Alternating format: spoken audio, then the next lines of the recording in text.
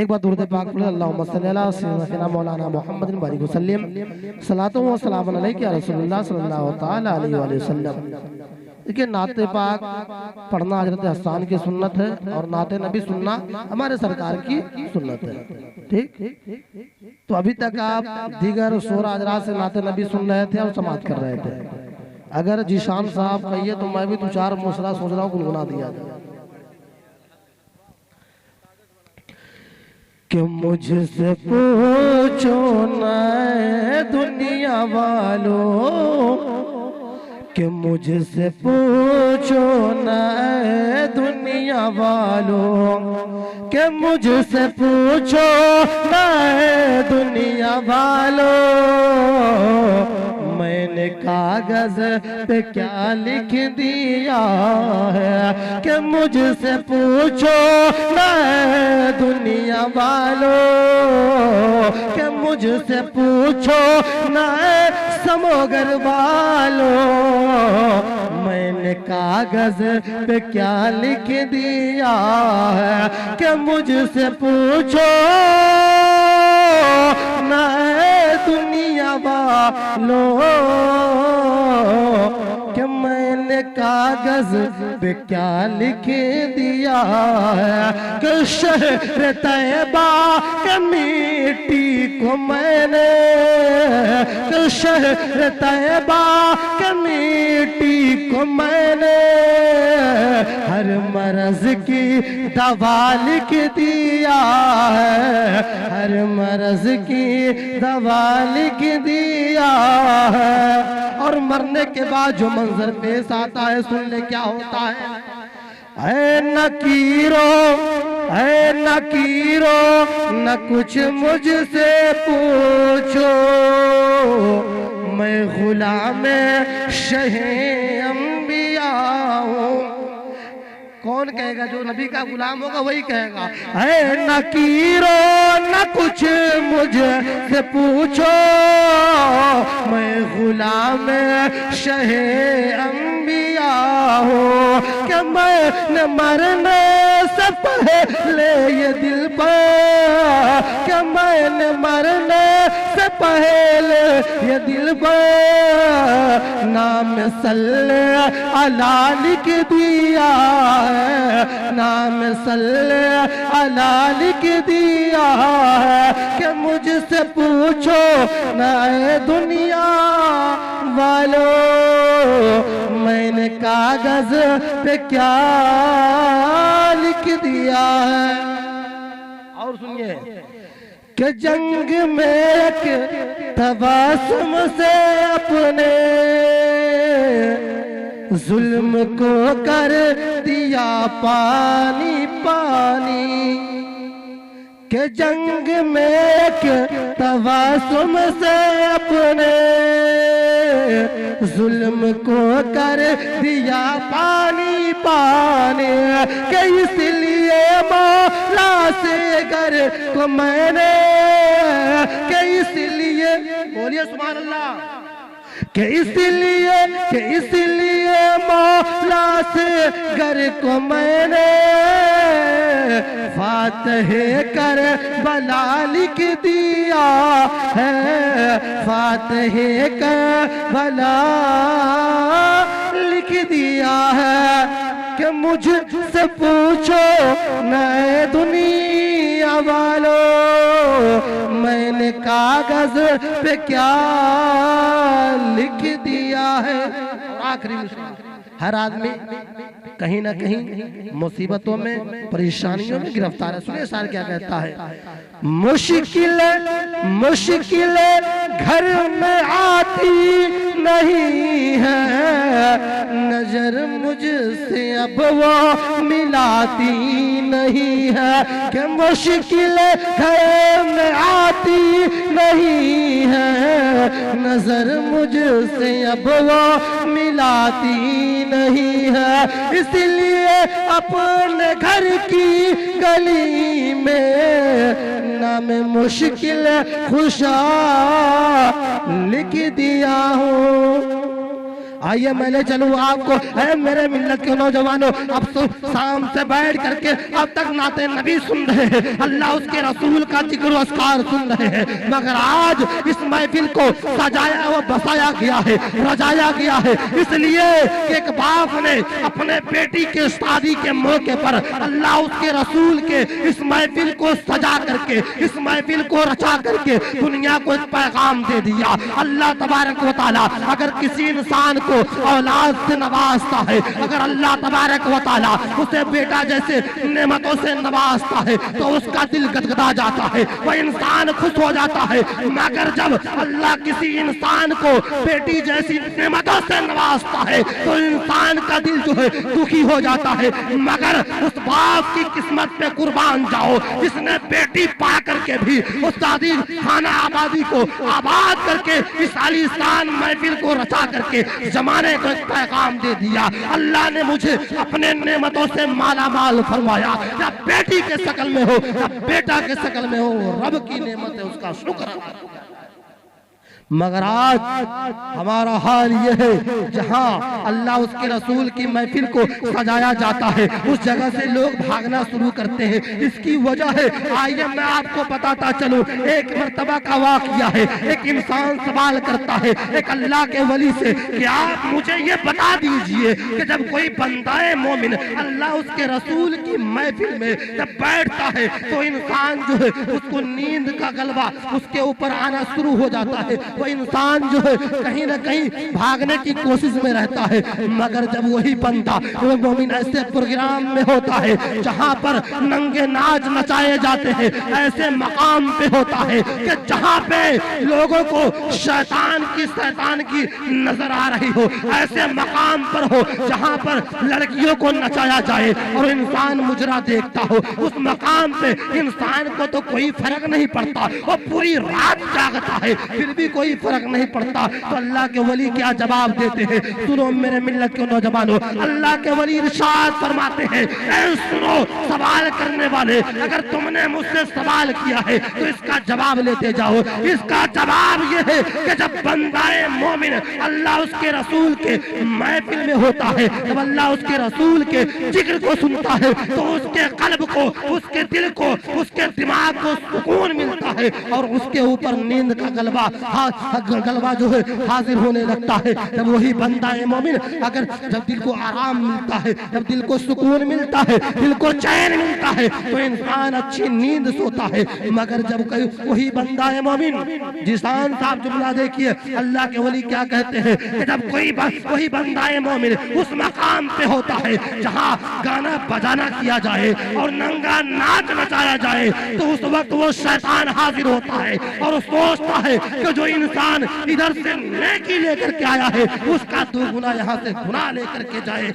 और जब बंदाए मोमिन उस मकाम पे होता है तो उसके दिल में दिमाग में खलबलाहट होती है, कहीं ऐसा न हो कोई सीन ऐसा आए और मेरे नजरों से चला जाए, उसके अंदर घबराहट पैदा होती है, बेचैनी पैदा होती है। ऐ मेरे मिल्लत के नौजवानों, तो ये महफिल रसूल है जिसको सजाया गया है और बसाया गया है। एक बाप ने साबित कर दिया कि मुझे अल्लाह ने बेटी जैसी नेमतों से सरफराज फरमाया है, मगर वही अल्लाह तबारक व तआला ने मुझे उस लायक बनाया है कि इस प्रोग्राम को सजा करके दुनिया को एक पैगाम दे दिया जाए। ऐ मेरे मिल्लत के नौजवानों, इसके रसूल और सुन्नत मुस्तफा का पाबंद वही होता है जो इसके रसूल में डूबा हुआ होता है। शायर कहता है कि मोहम्मद से वफा तूने तो हम तेरे हैं, ये जहां चीज ही क्या लहो करम तेरे हैं। और इंसान के लिए सबसे जरूरी चीज मेरे सरकार की मोहब्बत है। अगर सरकार की मोहब्बत दिल में ना हो तो सारी चीजें बेकार है। इसलिए अल्लाह तबारक व तआला कुरान में इरशाद फरमाता है, वाला सौफा युतीका रब्बुका फतरता। ऐ महबूब अन करीब आप आपका रब आपको इतना अता करेगा कि आप राजी हो जाएंगे, आप खुश हो जाएंगे। तो क्या आप राजी हो जाएंगे? तो कोई और नहीं कह रहा बल्कि रब्बे जुल जलाल कह रहा है। और राजी किसको किया जा रहा है? अपने हबीब को राजी कर रहा है। और सोचो, अल्लाह फरमाता है, ऐ महबूब लोगों से कह दीजिए जो मुझे दोस्त रखना चाहता है वो आपसे मोहब्बत करे। अगर वो आपसे मोहब्बत करे तो मैं उसे खुद ब खुद अपना दोस्त बना लूंगा। मगर आज कहते हुए शर्म आती है जिसान साहब, हमारे कौम की हालात ऐसे हैं कि हम मुसलमानों के हालात ऐसे हैं, उसके बावजूद एक हदीस शरीफ भी है कि मुसलमानों पे एक ऐसा दौर आएगा कि 3 तरह की अजाबों में गिरफ्तार कर दिया जाएगा, बलाओं में गिरफ्तार कर दिया जाएगा। पहला ये कि वो कमाएगा मगर कमाई में कोई बरकत नहीं जाएगी। दूसरा कि जब वो मरेगा तो दुनिया से बेईमान मरेगा, कलमा भी नसीब नहीं होगा। तीसरा, उसके ऊपर ऐसे बादशाह को बैठाया जाएगा जो जुल्म सितम के पहाड़ तोड़ेगा और उसके बाद उसको रब याद आएगा। यही आज हो रहा है जगह जगह जो है, आप देखते होंगे, सोशल मीडिया पे देखते होंगे, खोलते होंगे तो कहीं किसी टेम्पो वाले को मारा जा रहा है, तो कहीं रिक्शा वाले को मारा जा रहा है, तो कहीं कुछ और हो रहा है। इसलिए कि हमारा और आपका जो ईमान है ये कमजोर हो चुका है। आप उस दौर को देखिए जिस दौर में कहीं जंगे बदर है, सहाबाए कराम की तादाद कम है, कुफार की तादाद ज्यादा है, मगर फिर भी इस्लाम की ताकत वो थी कि कुफार को तबाह बर्बाद करके रख दिया। मगर आज हम मुसलमानों की तादाद ज्यादा है फिर भी हम मारे जा रहे हैं। आज हमारी तादाद ज्यादा है फिर भी हम मारे जा रहे हैं, इसलिए कि वो सहाबा ईमान के पक्के थे मगर आज के मुसलमान ईमान के। यही वजह है वो सोचते थे जान जाएगी तो इसके रसूल में जाएगी, जान जाएगी तो इसके रसूल में जाएगी, माल जाएगा तो इसके रसूल में जाएगा, परिवार जाएगा तो इसके रसूल में जाएगा।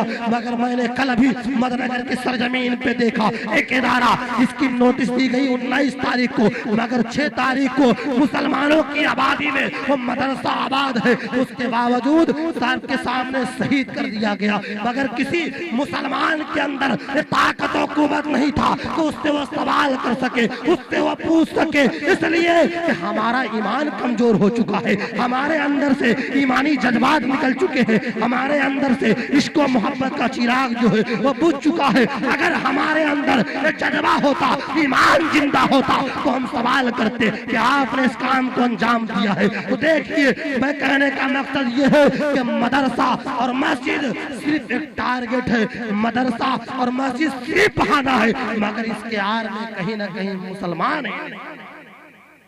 मदरसा और मस्जिद सिर्फ एक बहाना है मगर इसके आड़ में मुसलमान ही निशाना है। ऐ मेरे मिल्लत के नौजवानों, इसलिए आज हमारा जमीर मर चुका है, आज हमारा ईमान कमजोर हो चुका है। अगर हमारा ईमानी जज्बा अगर मजबूत हो जाए ना, कसम खुदा की मुसलमानों, आप जंगे बदर को याद करें, जंगे हुनैन को याद करें, आप करबला के मैदान को याद करें, तो देखिए करबला के मैदान को देखिए, ज्यादा नहीं बल्कि 72 थे, कितने 72 थे, मगर फिर भी क्या कहे कि मैं सर कटा दूंगा, सर झुकाऊंगा नहीं, इसलिए कि उसके अंदर सरकारे द्वालम का खून था और उसके अंदर हुसैनी जज्बा और सरकार के इश्क का चिराग रोशन था। ऐ मेरे मिल्लत के नौजवानों, आज हमारा हाल ये है, हम नाम के मुसलमान रह गए हैं, काम के मुसलमान नहीं। काम के मुसलमान वो हो कि जिसका जमीर जिंदा हो, जिसका ईमान जिंदा हो अपने आप के अंदर। मगर देखिए, मैं ये नहीं कहता कि तुम किसी के खिलाफ जाओ, सरकार खुद फरमाते हैं अगर तुम्हारा पड़ोसी अगर भूखा हो तो तुम उसको खाना खिलाओ, या वो मुस्लिम हो या नॉन मुस्लिम हो या गैर मुस्लिम हो, तो किसी भी धर्म का रहने वाला हो तुम उसे तकलीफ न पहुंचाओ। मगर जब तुझे तकलीफ दी जाए, हद पार हो जाए तो बर्दाश्त भी न की जाए, बर्दाश्त भी न की जाए। मगर आज हम मुसलमानों का हाल ये है, हम जगह जगह मारे जा रहे हैं इसलिए कि हमारा ईमान कमजोर हो चुका है। अगर दूसरा मार खा रहा हो, तीसरा खड़ा होकर देखता रहेगा, बोलने की हिम्मत नहीं रख सकता है। मगर उस दौर के वाकयात को देखे। अगर सरकार एक बार फरमा दे, सहाबाए कराम हजरत सहाबाए कराम से फरमा दे कि फला जंग की तैयारी की जाए, जंग के मैदान में चला जाए, तो सहाबाए कराम ये नहीं देखते थे कि मैं किस हालत में हूँ, क्या होने वाला है, क्या नहीं होने वाला है। कल सरकार की बातों पे अमल किया जाए, यही सबसे बड़ी मोहब्बत की निशानी थी। आज इस प्रोग्राम को रचाया, वो बसाया गया है शादी के तहत, और अल्लाह के रसूल फरमाते हैं शादी करना मेरी सुन्नत है, और शादी करने से जो इनकार कर दे वो हम में से नहीं हो सकता, हम में से नहीं हो सकता। बशर्ते मैं एक वाकया आपके सामने रखूंगा, फिर इंशाअल्लाह अगर इजाजत होगी तो आगे बात बढ़ेगी, इंशाअल्लाह नहीं तो खत्म कर दिया जाएगा। इसलिए देखिए, देखा जा रहा है, एक शायर ने कहा था कि उतना ही खिलाओ कि हजम हो जाए, उतना ही सुनाओ कि अमल हो जाए। ज्यादा खाएंगे तो पेट गड़बड़ होने का डर रहेगा, ज्यादा अगर सुन लेंगे तो बात नहीं समझ में आएगी कि मैंने क्या क्या सुना, अमल नहीं हो पाएगा। इसीलिए उतना ही खिलाओ कि आपका जो ओझड़ी है वो पचा ले जाए, इतना ही सुने कि आप अमल कर ले जाए। आइए मैं आपको बताता चलूं, मेरे मिल्लत के नौजवानों, एक ऐसा वाकया है, एक ऐसा वाकया है जो मोहब्बत की दलील पेश करता है, एक ऐसा निशानी है जो मोहब्बत की दलील पेश करता है। उससे पहले मैं आपको बताता चलूं जिसके बारे में अल्लाह ने फरमाया वला सौफा युतीका रब्बुका फतरदा, ऐ महबूब अन करीब आपका रब आपको इतना अता करेगा कि आप राजी हो जाएंगे, आप खुश हो जाएंगे। मगर उससे पहले मैं आइए आपको ले चलता हूँ हजरत आदम अलैहिस्सलाम की बारगाह में। आदम अलैहिस्सलाम से पूछते हैं, ऐ आदम अलैहिस्सलाम, अल्लाह ने आपको अपना नबी बना करके दुनिया में भेजा, अल्लाह ने आपको अपना खलीफा बनाया, अल्लाह ने आपको सारे इंसानों का बाप बनाकर दुनिया में भेजा, क्या अल्लाह ने कभी आपसे कहा ऐ आदम तुझे इतना अता कर दूंगा कि तू राजी हो जाएगा? तो आदम अलैहिस्सलाम इरशाद फरमाते हैं, ऐ नादान, तू जानना चाहता है, तू सुनना चाहता है तो लो सुन लो।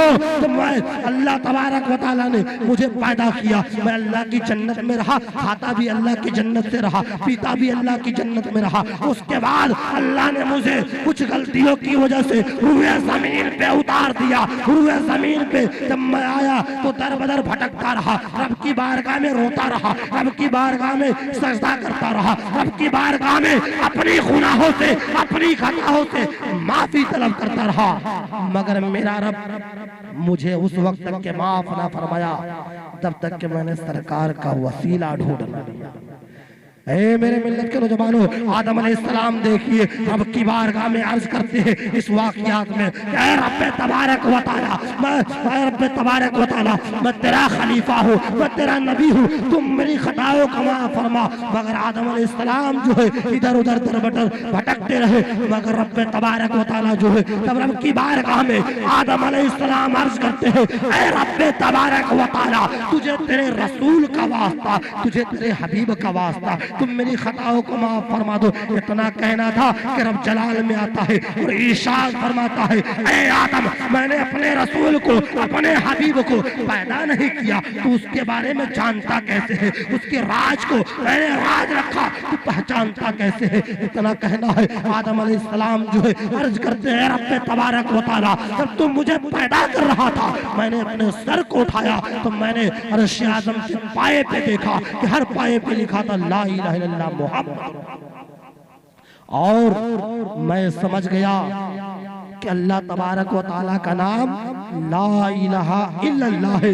मगर अल्लाह ने अपने नाम के साथ में इस नाम को तहरीर किया है, गोया यकीनन वो रब का सबसे प्यारा बंदा होगा, रब का सबसे चहीता बंदा होगा। तब तो रब ने अपने रब नाम के साथ साथ जो है उसके नाम को तहरीर फरमाया है। ऐ मेरे मिल्लत के नौजवानों, अल्लाह तबारक व तआला इरशाद फरमाता है, ऐ आदम, अगर तू आज मेरे महबूब का वसीला दे करके तुम मुझसे माफी तलब नहीं करता तो पूरी जिंदगी तेरे खताओं को माफ नहीं फरमाता। तूने मुझे मेरे हबीब का वसीला दिया जिससे मैं सबसे ज्यादा मोहब्बत करता हूँ, तूने उसका वसीला दिया जिससे मैंने सबसे ज्यादा प्यार करता हूँ और मोहब्बत करता हूँ। ऐ आदम, जा तेरी खताओं को माफ फरमा दिया। ये मेरे सरकार दो आलम की पावर है। इसी पे आला हजरत फरमाते हैं कि जब उनकी गदा भर देते हैं शहाने जमाने की झोली, मोहताज का जब ये आलम है, मुख्तार का आलम क्या होगा। बिन देखे फिदा है हर कोई, दीदार का आलम क्या होगा। ऐ मेरे मिल्लत के नौजवानों, आप गौर करें, फिक्र करें, आज हमारे समाज में क्या चल रहा है कि शादी ब्याह में जो प्रोग्राम हो रहा है सिर्फ वो रस्मन एक रिवाज के तौर पे हो रहा है, मगर उलमाए कराम 1 घंटा 1.5 घंटा 3-3 4-4 घंटा प्रोग्राम चलता है, चिल्ला करके चले जाते हैं कि ये चीज मत करो, ये गलत है, वो मत करो, ये गलत है। मगर आज हमारे कौम का ये हाल है कि आप लाख मना करें मगर नहीं मानेंगे। अभी देखिए ये प्रोग्राम खत्म होगा, खुदा न खास्ता, मैंने अक्सर जगहों पे देखा कि जब प्रोग्राम खत्म होता है, मिलाद खत्म हुआ, उसके बाद डीजे चलना शुरू हो जाता है और लोगों का हुजूम ऐसा उभरता है जैसा पता चलता है कि कहीं एक्सीडेंट हो गया, कहीं एक्सीडेंट हो गया, लोग देखने के लिए जा रहे हैं, तो ऐसा पता चलता है। तो आप जिस प्रोग्राम को रचाए हैं, कम से कम इस प्रोग्राम की इज्जत व आबरू में आँच न आने दें। ये इश्क मुस्तफ़ा में सजाया बसाया गया एक प्रोग्राम है जिसको आपने अल्लाह तबारक व तआला की रजा के लिए सजाया और बसाया है। मगर आज जब यही प्रोग्राम खत्म होता है तो लोग इसके बाद नाचना गाना शुरू कर देते हैं, तो फिर इस प्रोग्राम का क्या फायदा निकलता है, कोई मायने नहीं है। और हमारे माँ बहने खातून इस्लाम जो अभी सो रहे होंगे, मगर जब उसके कान में गीत की आवाज जाएगी पता चलेगा गुलगुल्ला बनना शुरू हो गया है और तमाम जो औरतें हैं वो जमा हो गई है, तो भी मधुमक्खी की तरह ऐसे टूट पड़ेगी जैसे अपने छाते में आ गई हो, ऐसे टूट पड़ती है जैसे अपने छाते में आ गए हो। तो सबसे बड़ा काम जो है नाचना नहीं है, गाना नहीं है, गुलगुल्ला बनाना नहीं है, बल्कि अपने सीने में सरकार की मोहब्बत को सजाना है और शादी खाना आबादी को ऐसा आबाद करना है कि सुन्नत रसूल की तरह हो। शादी खाना आबादी को ऐसा आबाद करना है जिसके तरह मेरे आका ने हुक्म दिया है कि तुम शादी को आसान बनाओ, शादी को आसान बनाओ। मगर आज आसान नहीं बल्कि महंगा बनाया जा रहा है। शादी में जो है लोग 4 चांद लगाने के लिए जगह जगह खर्च करते हैं, फजूल पैसों को लुटाते हैं, ये कहीं ना कहीं गलत है। ऐ मेरे मिल्लत के नौजवानों, आप इश्क़ मुस्तफ़ा में इस महफिल को सजा करके एक पैगाम दे रहे हैं कि शादी खाना आबादी के लिए रस जगह के मौके पर इस प्रोग्राम को सजाया गया है कि मेरा रब मुझसे राजी हो जाए, मेरा रब मुझसे खुश हो जाए। मगर इसी प्रोग्राम के बाद अब दूसरा प्रोग्राम करोगे तो इसका कोई मायने नहीं निकलता है, कोई फायदा नहीं निकलता है। तो आप अपने सीने में अल्लाह के रसूल के इश्क व मोहब्बत का चिराग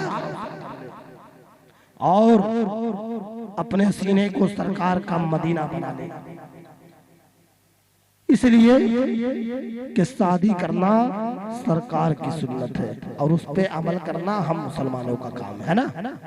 मगर इस शादी खाना आबादी में कहीं सुन्नत को अपनाया जाए और सुन्नत के साथ साथ जिस चीजों को इस्लाम में मना किया गया है, जिस चीजों को हराम कर दिया गया है, अगर उस काम को इंसान करने लगेगा तो कोई फायदा कोई मायने नहीं निकलता है। तो आप सुन्नत रसूल को आम करो, अपने ईमान को जो है अपने ईमान को ऐसा मजबूत बनाओ, ऐसा पुख्ता बनाओ, अपने सीने में सरकार की मोहब्बत का चिराग रोशन करो। सहाबा कराम के बताए हुए रास्ते पे चल करके देखो, तुझे पता चलेगा इस्लाम क्या है, इस्लाम किस चीज का नाम है, इस्लाम किस मजहब का नाम है, इस्लाम किस धर्म का नाम है। जब तुझे पता चलेगा इस्लाम तो वो है तो खुद का, इस्लाम तो वो है कि किसी भूखे को भूखा ना रहने दे, इस्लाम तो वो है किसी नंगे को नंगा ना रहने दे, इस्लाम तो वो है कि इस्लाम तो वो है कि अगर आपके पास अगर अल्लाह ने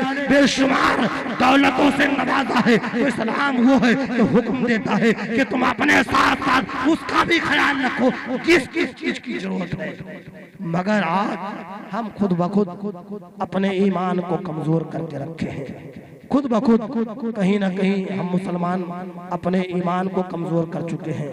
जो सरकार की मोहब्बत सीने में मौजूद है उसको हम आज कमजोर कर चुके हैं। तो कहना ये है कि आप अपने ईमान को मजबूत करें, अल्लाह उसके रसूल का जो चिराग है उसके सीने में रोशन करे, हमारे बोलने में आपके सुनने में जो गलती रब माफ फरमाए। अस्तगफिरुल्लाह रब्बी मिन कुल्ली ज़ंबिन व मा अलैना इल्लल बलाग। सलाम के लिए खड़े हो जाए।